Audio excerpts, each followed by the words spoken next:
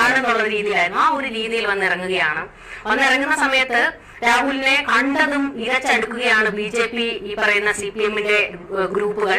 അവർ വലിയ പ്രതിഷേധം നടത്തുന്നു. ഈ പറയുന്ന പോലെ തന്നെ ഇതുവരെ പോലീസ് തപ്പി നടന്ന പോലീസ് ഇന്നിപ്പോൾ സുരക്ഷ ഒരുക്കിയിരിക്കുകയാണ്. കാരണം പാലക്കാട് MLA ആണ്, അയാൾ MLA സ്ഥാനം രാജിവെച്ചിട്ടില്ല. സുരക്ഷ ഒരുക്കിയേ മതിയാകൂ പോലീസിന്. അപ്പോൾ ആ ഒരു ഘട്ടത്തിൽ അയാൾ വന്നിറങ്ങുന്നു. മാധ്യമങ്ങളെ കണ്ടതും പുച്ഛം, പോലീസിനെ കണ്ടതും പുച്ഛം, പ്രതിഷേധക്കാരെ കണ്ടതും പുച്ഛത്തോട് പിടിക്കാനുള്ള പോലീസുകാരാണ് രാഹുലിന് പ്രൊട്ടക്ഷൻ. അത് രസകരമായിട്ടുള്ള ഒരു ഇതാണ്.